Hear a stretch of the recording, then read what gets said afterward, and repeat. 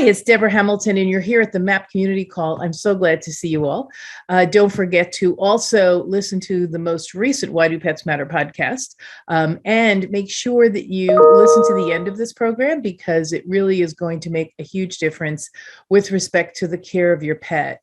I am bopping off this program at 7 because I have a program that I'm getting prepared for at 8 to help veterinarians prepare for situations that might arise in their practice. So we here talk about the MAAP plan, preparing for situations that might arise with respect to your pet if something were to happen to you. But it is becoming more evident that pet owners are getting more attached to their pets. And if things occur and communication is not clear, and transparency of people's roles or outcomes is not perfected, so to speak, by the veterinarian or the questions asked by the pet owner, emotions can really rise. And so there's at least 6 or 8 articles that I found having to do with physical abuse, stabbings and shootings of veterinarians, which, you know, the MAAP community, it goes a little beyond what we do, but it's something we really need to understand, because if we are writing a plan for our pets, if we're addressing the needs of our pets, our veterinarian is our partner, and having a good communication, open communication, transparent communication is key. So I'm going to say hello to everyone, and then I'm actually going to try to see how people feel about this, because when you are writing your MAAP plan, your veterinarian is one of the people who you publish it with, because your veterinarian has to know who your caregivers are. And so that relationship, that communication, and the person you're leaving your pets with needs to be helpful as well. And I apologize for the pinging behind me. I have to tell you, I have no idea how to turn that off in my computer. It drives me nuts, but I haven't been able to figure out how to turn it off. I'll work with Rose to see how I can do that later on. So without further ado, hi, everyone. And Sally, how is everything with you? We missed you for the last 2 weeks, but you were sailing around St. Thomas, and the girls survived their foray sailing around Connecticut without you. How are you doing, and how are they doing? Well, everyone is great, thanks to the MAAP plan and my 3 people, because we were delayed over 48 hours, and it was chaos at the airports because we had a lot of storms in Florida, which affected us down in the islands with flight crews who'd been sitting on the tarmac, so their time ran out, and when they got to the islands, we couldn't get up to New York City. But very fortunately, I had a great MAAP plan. I had 3 backup people. I had a great dog sitter, and the girls were taken care of. And there were 2 backup people who were willing to come in case my dog sitter could not. So fortunately, everything was great. And while I was sitting in the islands in the sun, we had snow, extreme rainstorms with one of our dogs, Roxy, running back and forth, back and forth, back and forth, and dog sitter had to close the bathroom door, had to close the bedroom door, and move Roxy into her room just from the pounding rain. So as this dog, who's 11, continues to age, she's getting more and more fearful of even a rainstorm. No thunder, no lightning, just even the pounding rain. So it was a good test for the MAAP plan, and fortunately all 3 people were on board and were very helpful, and all good. Yay. Well, we're glad. Yay. And of course, you had a good time in St. Thomas. I got the picture with the rainbow. That was pretty cool. It was pretty cool. Yeah. St. Thomas. I would recommend St. John's National Park. Okay. I'll have to go there next time we're down there. We went to the British Virgin Islands and we were in St. Martin, but not St. Thomas. So we'll have to figure out how to get there. Or St. John. Were you in St. John or St. Thomas?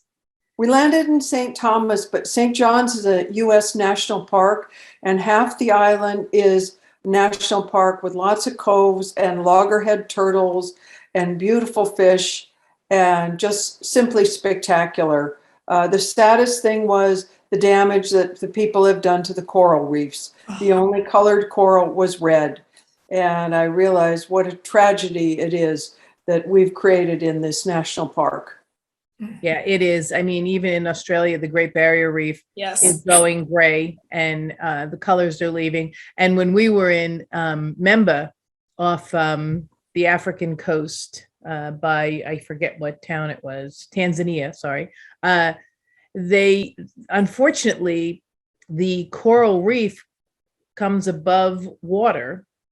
I mean, it rises in low tide. And so the people walk on it.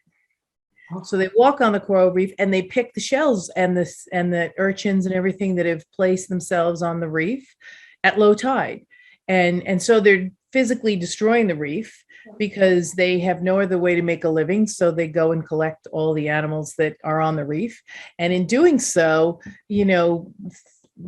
below low water, the reef is alive and colorful, but the last 6 feet of the reef, not colorful, and dying because it's being walked on.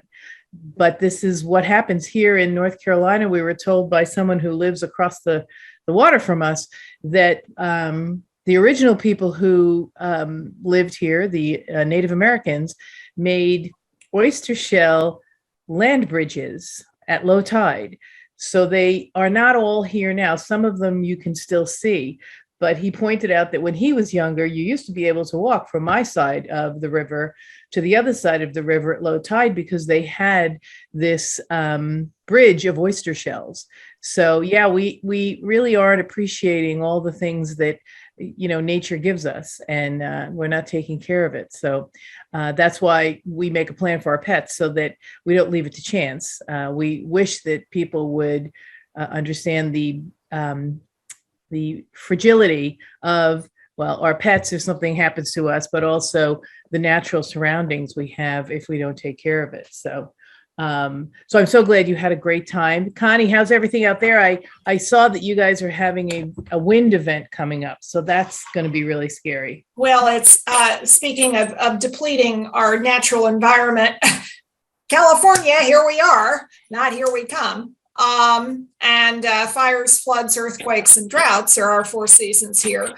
After going through a very, very cool start to the spring for us in the 50s and 60s for our high temperatures, suddenly today we spiked to well over 80 degrees. And the next 2 days, it's supposed to be triple digits. Not here by the coast, but in town and certainly in the valleys, it's going to be well into the triple digits. And then it's going to take a nosedive again. And they're talking about cold temperatures and rain at the beginning of the week. So, we're really topsy-turvy. The rain is always welcome. But given that I live in a very high fire danger area, we are keeping our fingers crossed as we always do. Haven't heard the fire choppers up in the air today, but I am sure that they will be out spotting the next couple of days. In the meantime, talking about being away during the MAAP plan, next week, next Wednesday, as a matter of fact, I will be leaving early to pick up my friend Bonnie. And then we are headed north for the Northern California Terrier Association and the Kennel Club of Sacramento specialties with young Mr. Casey, who's asleep behind me, and his mother, who is sleeping on my foot, is going to be boarding down the hill at the vet. But 2 of my 4 MAAP caregivers are going to be traveling with me. Wow.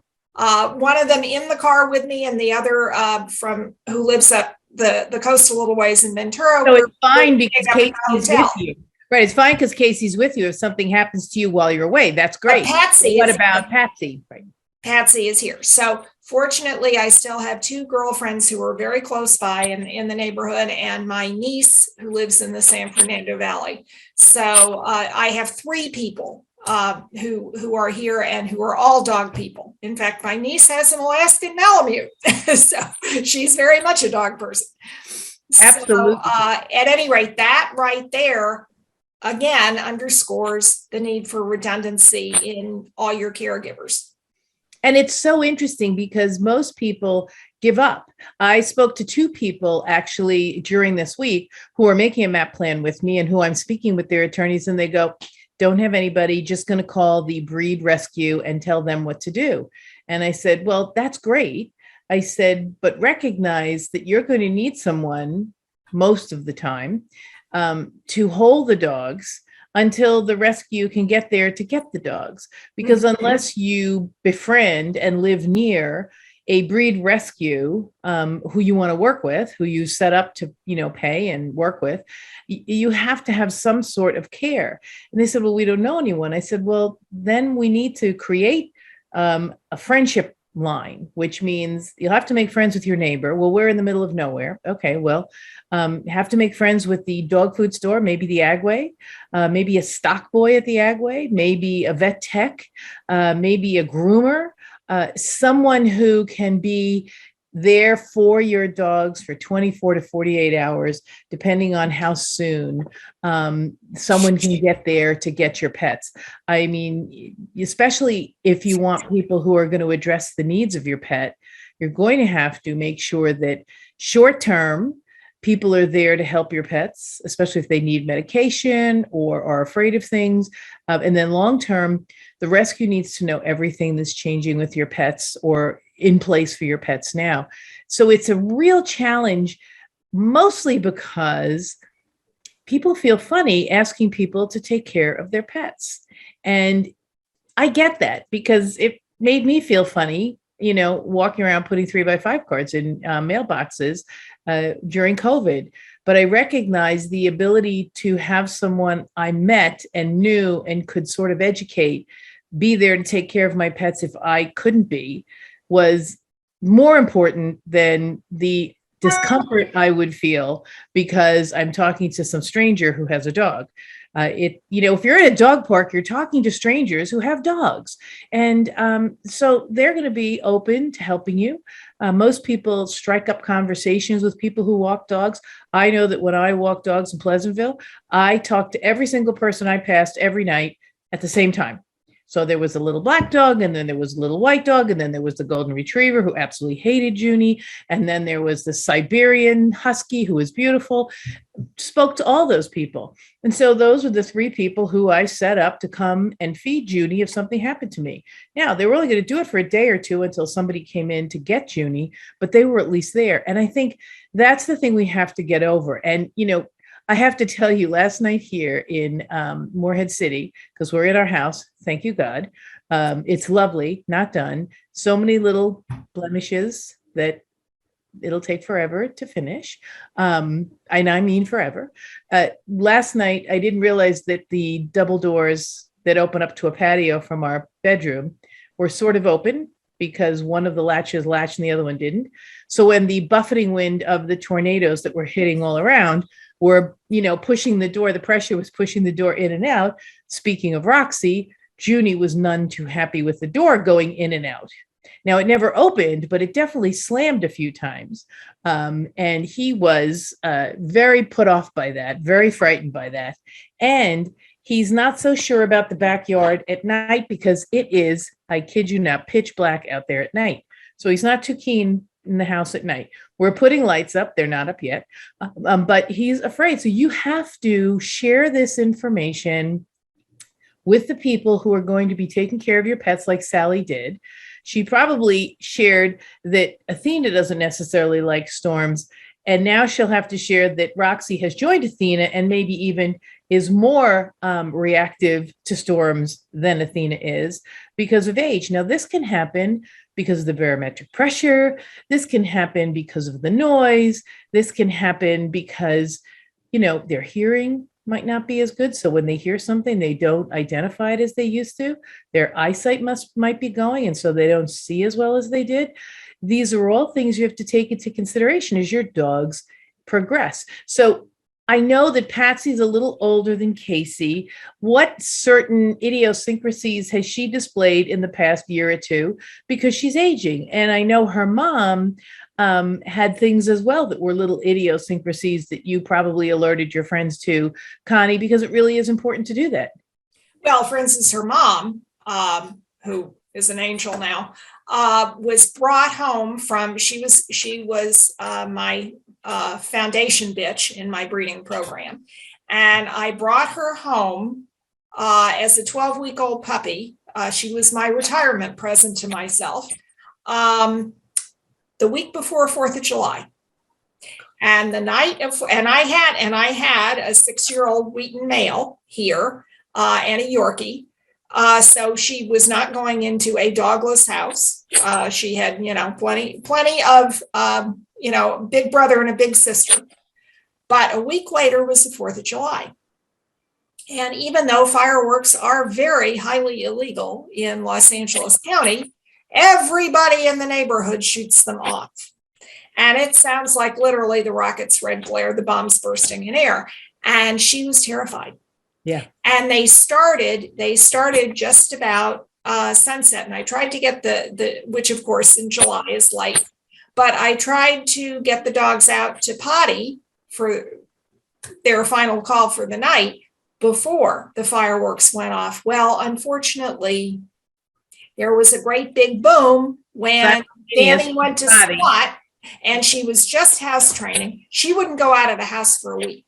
Yeah. After that. And forever after, she was terrified of fireworks. And she lived to the age of 11. And she was always terrified of fireworks. Patsy and Casey are pretty literally bulletproof. They're pretty impervious. Patsy really, I haven't, speak for yourself down there. I really haven't noticed any changes. She only just turned 8. So, she's not really older, and she's still very, very mobile, thank goodness. And, no arthritis yet. But, she is very definitely the guard dog. And, she is anything out in the cul-de-sac in the front, or, God forbid, if there's a critter in the back, and we have lots of wild critters in our canyon. She is absolutely the centurion on the ramparts. So she is very sensitive to any threat to the household. Yeah. Oh, yeah. And of course, Casey is oblivious because A, he's a boy, and Right. B, he's young. So, we write those things off. They usually are pretty, and sometimes, I don't know if Casey's like Junie, but sometimes they're afraid of something one day and fine with it the next. Oh, yeah. Oh, absolutely. Absolutely. But 2 things we do have to worry about here, very definitely, and why I always go out with them after dark, even though I do have motion sensor lights around the house. We have skunks. And in fact, Casey almost had a close encounter with one the other day. And right after he was bathed and getting ready. The only time they should be skunks is when they're ready to go to a dog show. Right. Absolutely. And B, even worse, we have coyotes. So, those are 2, one is a non-lethal threat. The other is very much a lethal threat. So, we do have to worry about that in the household. So that is something that anybody who would be coming into the house to take care of the dogs We have to know. Right. Yeah. It's like raccoons here. And Sally, that's the same with you. There's some raccoons. There are some possum up in the Northeast, right? With the girls. Yeah, we have possums, we have skunks, we have coyotes, we have bears. We have them all. Yeah. Oh, yeah. I forgot about the bears. I forgot. But I was just going to think back to the MAAP plan. I mean, don't mean to jump off Connie, but one thing that I learned on my last trip was it's good to check in with the person who's taking care of your dog the day before you come home, just to reconfirm that the plan and the schedule is as was originally planned.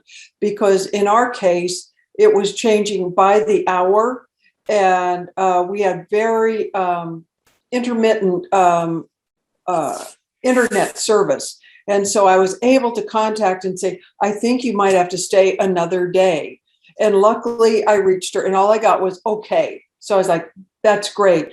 But communication in the MAAP plan, I had written out, I had the MAAP plan and explicit instructions, but just reconfirming and touching base periodically throughout the week. And especially when we're coming home with the flight, this, climate change, the global warming, the delayed flights and all that, you have to contact, because the lady we use works full time, and I had to say, can you stay another 2 days and 2 nights? We've got a problem. I don't know when we're coming home, and please, look at the list of people, and you may have to, if you can't, just let us know or contact one of them, because Right. I don't know if we will be able to, because we've got this intermittent service on the internet. Yeah. Well, quite frankly, Sally, that's one of the big reasons that my preference is to board at the vet. Yeah. That is, literally 2 minutes down the hill from me. They do have a beautiful boarding facility. Not every vet does. I'm very fortunate, but I always know that, God forbid, if I do get delayed, at least the dog is taken care of and they are right in the care of my veterinarian if anything happens to them and they get sick there. So, that is a huge load off my mind. And I just want to throw that out there if people do have that option. Well, that's one of the D's, right? That's delay, right? Right. And you need to talk about that at the beginning of your trip. Okay, Yeah. so I don't intend to be delayed. I intend to be back on Sunday. However, Drew, of course, my son, who I love, who has a MAAP plan for Jane, didn't necessarily think through his return flight he's coming down this Friday. So who cares? He's got Jane covered Friday, Saturday, but Sunday, well, I'm not so sure. I'll probably be home. Who knows? It's a guy thing. Dogs, male people, it's all a guy thing. And I said to him, well, things always get screwed up in Charlotte. And you have to fly from Wilmington to Charlotte to New York, because he wanted to stay longer to help us, which I thought was wonderful.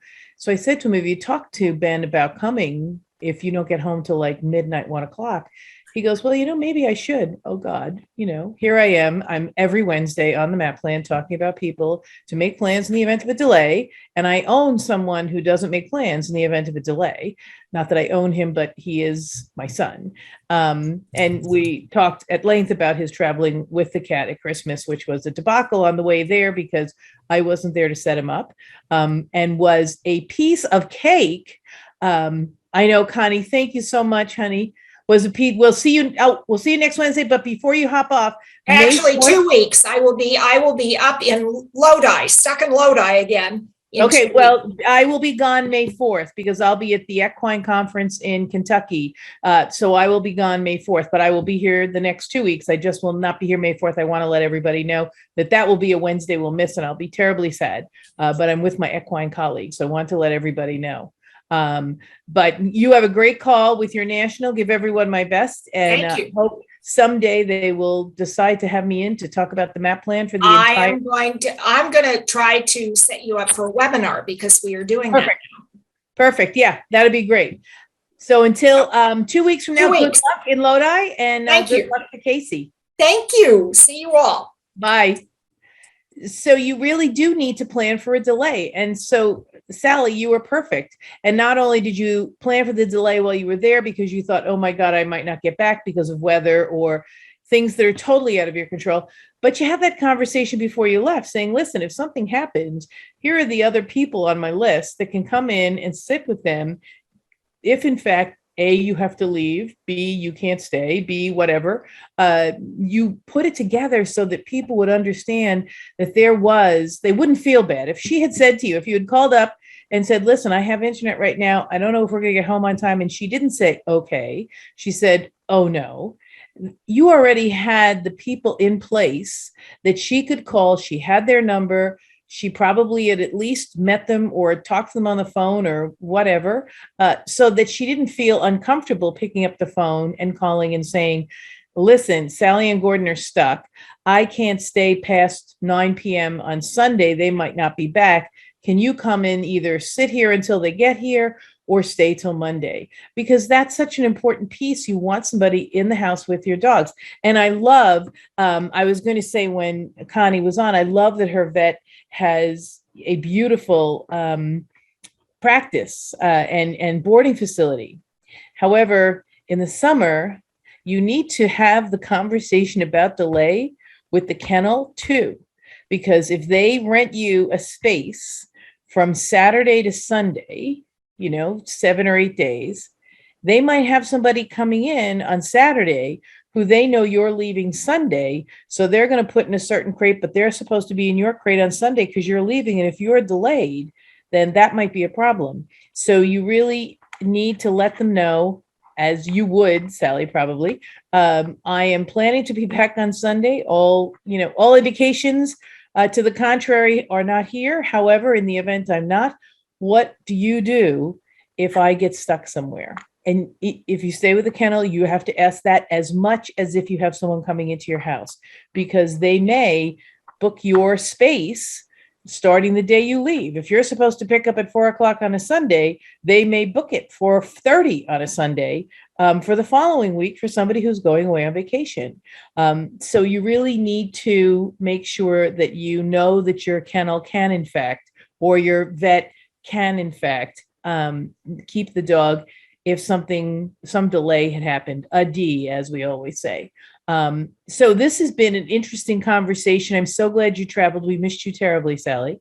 But it was such an important part of the MAAP plan to discuss, because people do leave their dogs at home with caregivers and don't necessarily think beyond the immediate caregiver. I think also on the point you're talking about, Deborah, I had a photo shoot and I was traveling, and I said to the kennel at my vet, I will be coming in very late. I'm leaving at 5 a.m. I want my dog with me as late as possible in the day. So I'll be there at 4:30, the last check-in point, to bring my dog. It was winter. 4:30 I got there, and they said, oh, we assumed you weren't coming, so we booked the interior spot that you had reserved for your dog. I said, well, it's a 12-year-old dog. I said, I'm leaving at 5 a.m. They go, it's no problem. We have an outside kennel with a run, and we're going to put blankets down. And I had no option. I had no other option. I'm like, what's wrong with the communication here? Didn't you understand that I would be there? I wanted my dog with me as long as possible. Why did you do this? Yeah. So communication is critical. And what happens is, if they don't communicate and say, that, well, if someone comes in and asks for that kennel and you're not here yet, it's first come, first serve, even if they'd said that to you, then you would have probably given her up earlier so that she got the indoor cage if you thought she might be losing the indoor cage, but you had booked that. It's my bugaboo. It's the transparency, and it's the communication. You have to absolutely make sure that everybody knows what it is that's going to happen given any day of the week, given when you drop off, when you pick up. Because, as you said, a 12-year-old in an outdoor run with a blanket, never a good thing. And depending on the breed of dog, Irish setters are not dogs that live outside.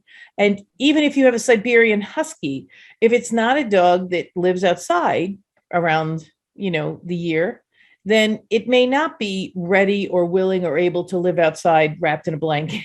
It's just not going to happen. So this is something that is so important, and everybody really has to take the time to have these conversations. Don't presume, so perspective and perception. Don't presume they understand what you mean when you're talking to them, and don't presume you understand what they mean when they say, sure, bring her whenever you want, but we'll give away your kennel if you're not here by 3, a piece of information you needed to have when you made the decision to keep her longer. It would have been a whole different conversation. Or when the person came in earlier before you did, and they found out their dog was going an outdoor run and there was an indoor run, and they said, oh, I want my dog here. They didn't know to say, oh, no, that's taken, and this is the one you booked. So it really is something you have to make sure you secure. And I don't know if you'll use the vet again in that situation, but it definitely gave you pause where you will make sure that you know which kennel they're going to be in, and that no matter what, that kennel has their name on it, and there's no difference and no change to go outside. Exactly. And I was just talking to the dog sitter, and I was asking her about a huge dog babysitting facility in our area.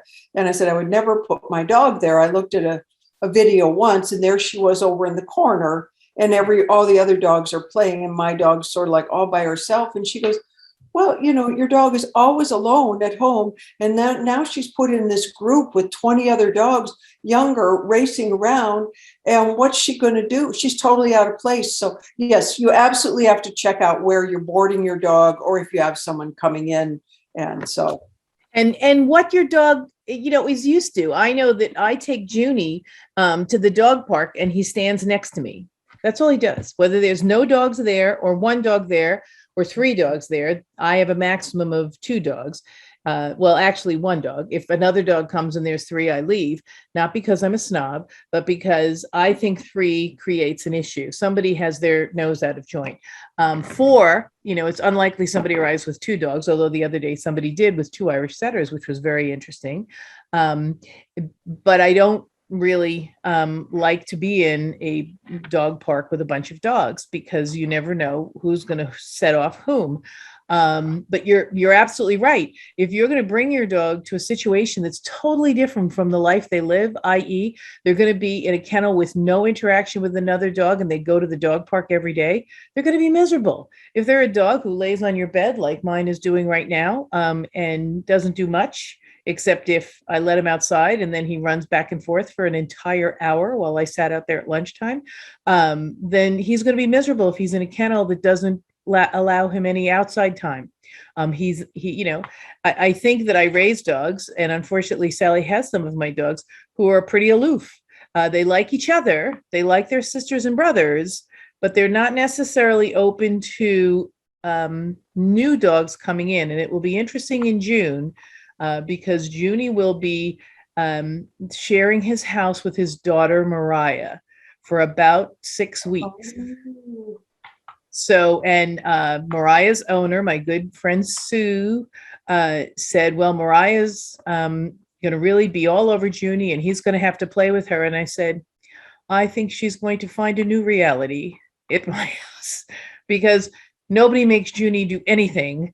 And so it'll be a good check for her because my dog that lives with Sue, my other dog who lives with Sue, Atticus, is a pushover and a love bucket.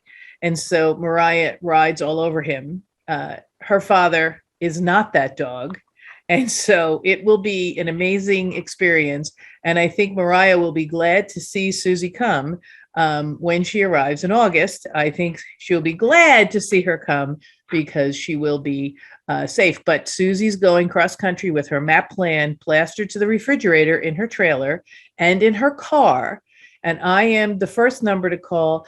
And of course, she has gone through the Irish Setter Club of America book and found people in every single state off the roads that she's driving, not just in the state, but near the roads that she's driving to the national parks, so that people can come and take Atticus if, God forbid, something happens for that immediate time. And I know I'm on call that if, God forbid, something happens, I'm getting on a plane and I'll be in Utah or Wyoming, or I think she's going to Minnesota and maybe up in the lakes of Michigan.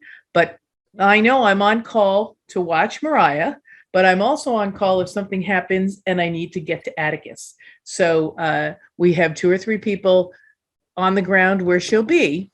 But of course, I'm the person who will be getting on a plane and then renting a car to drive back with the Kussmeister in the event something happens to her. So this has been a fabulous call. I'm so glad you're back, Sally. Give the girls a kiss for me. I'm going to leave now because I'm going to prepare for my program on emergencies in vet hospitals. And until next week, love your dogs for me. It's Deborah Hamilton, Hamilton Law Mediation, the Why Do Pets Matter podcast. Don't miss an episode. They've been really fabulous. And of course, this MAAP community that I love so much. If you have any questions, please don't hesitate to go on hamiltonlawmediation.com and send me a note. Until next week, kiss your dog for me.